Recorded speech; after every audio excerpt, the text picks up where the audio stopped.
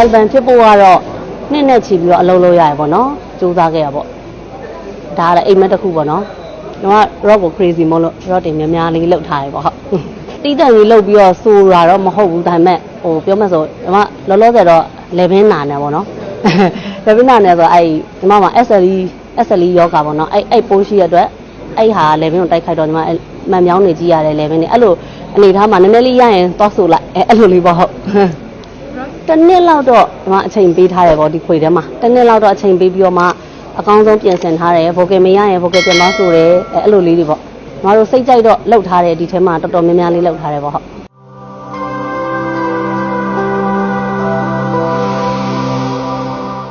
ဒီစီးနာမည်လေးကတော့ထိန်းချုပ်သူဒီစီးဟုတ်ထိန်းချုပ်သူလို့ကောင်းစဉ်ပေးထားပါတယ်ဟုတ်တီးရထိန်းချုပ်သူရဲ့တီးလေးကတော့ဆရာနောင်နောင် sunflower ပါရှင်ဟုတ်အဲ့ဒါတော့ဒီလိုပေါ့နော်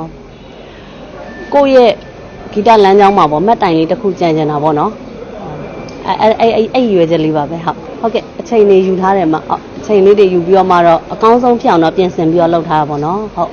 music video လေးတွေကလည်းအမဒီထဲမှာလောလောဆယ်တော့နှစ်ပုတ်ပါမယ်ကျန်တာအားလုံးက live video နဲ့ထွက်မှာပါအမပြီးသွားရင်တော့ညီမတို့တပုတ်ချင်းစီတော့ရိုက်ပြီးတော့ပြန်ပြီးတင်ဖို့အစီအစဉ်တော့ရှိရပေါ့နော်ဟုတ်vocal guide ဟုတ်အများဆုံးကတော့ဒီထဲမှာပါတဲ့10ပုတ်လောက်ကတော့ကိုယ့်အတက်ကိုပဲကိုယ့်ရဲ့စိတ်ကူးကိုယ့် idea လေးနဲ့ကိုဆိုထားတယ်ပေါ့နော်ကျန်တာကတော့ဆန်နောင် sunflower ရဲ့လက်ရပေါ့ကျဲလက်ရညာလာချက်တစ်ချက်နေရ rock တွေများတယ်အမဟုတ် rock တွေများတယ်ဟုတ်ကျွန်တော်က rock ကို crazy မို့လို့ rock တွေများများလေးလှုပ်ထားတယ်ပေါ့ဟုတ်အဲ့လိုမဟုတ်ဘူးမှာ IC ကဒီထဲမှာ IC band လိုက်ဆရာတန်းမသွားခင်ကတီးထားတဲ့တပုတ်ပါတယ်ဆရာချစ်နဲ့ဆရာချစ် only တီးထားတဲ့ classical sound လေးတပုတ်ပါတယ်ဟုတ်ကျန်တာကတော့ညီမဘန်ညီမကိုပိုင်ဘန်လေး string music band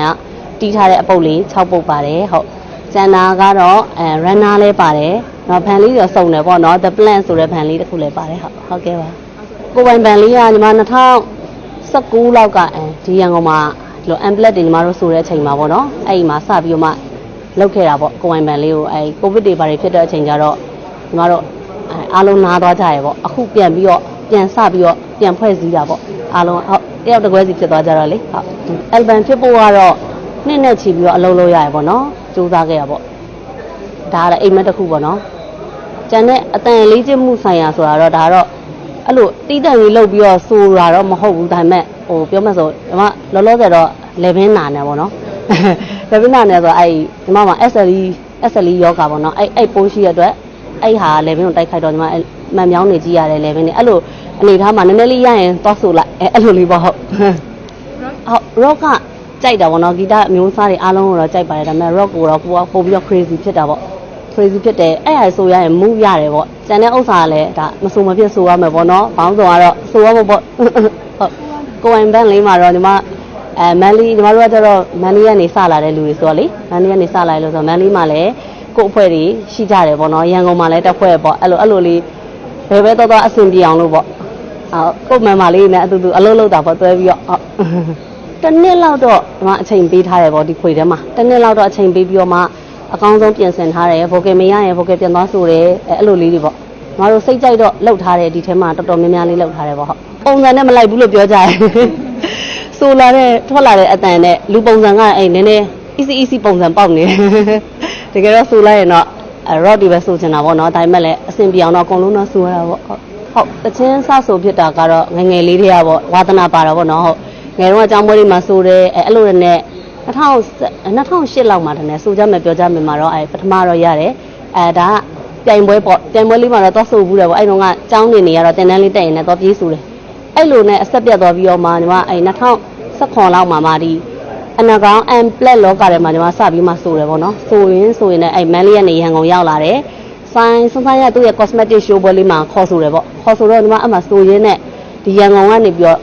တွေ့ကြတာပေါ့တွေ့တဲ့အချိန်မှာအမရန်ကုန်မှာလာဆိုမလားဆိုအဲ့လိုခေါ်တော့လာဆိုပြစ်သွားတာပေါ့အဲ့လိုလေးအဆက်လေးလှုပ်ရင်းနဲ့ပဲအဲ့ချိန်မှာ album ထွက်ဖို့စီစဉ်ထားပြီးသားဒါပေမဲ့ covid ဖြစ်သွားတဲ့အတွက်ညီမမထွက်နိုင်ခဲ့ဘူးအခုချိန်မှဒါစူးစမ်းပြီးမှအစကနေပေါ့နော်အဲ့တုန်းကထွက်မဲ့တခြင်းတွေတော့မဟုတ်တော့ပဲနဲ့အစကနေပြန်တီးပြီးတော့မှ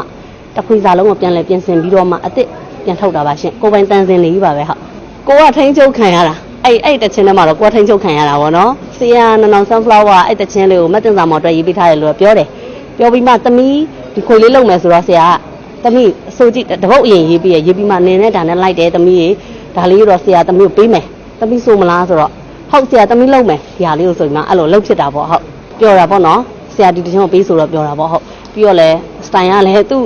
အမတို့ရဲ့လွှမ်းမိုးမှုအောက်ထဲမှာရှိတယ်ပေါ့ဟုတ်ဘာလို့လဲဆိုတော့ကိုကခွဲထွက်ဆိုတယ်ဒါပေမဲ့လည်းဒီစတိုင်မှာရေးထားတယ်ကိုကအဲ့ပုံစံလေးတွေပေါ့ကိုရဲ့ idol တွေရဲ့လွှမ်းမိုးမှုကိုတော့အလုံးစုံတော့ကြော်လွှမ်းနိုင်မှာတော့မဟုတ်ဘူးပေါ့ဟုတ်ကဲ့ပါရှင်ဟုတ်ထိချုပ်သူတေးစီရီကိုဒီနေ့ပေါ့နော်21ရက်ညီမတချင်းတွေအကုန်လုံးကို music နဲ့ mello application ကနေပြီးတော့ဝင်ရောက်နားဆင်နိုင်ပါတယ် MP3 နဲ့တော့လောလောဆယ်ထွက်ထားပါတယ်ရှင်ဟုတ် audio လေးတော့နားဆင်လို့ရပါပြီဒီနေ့ကနေစပြီးအားပေးလို့ရပါတယ်ဟုတ်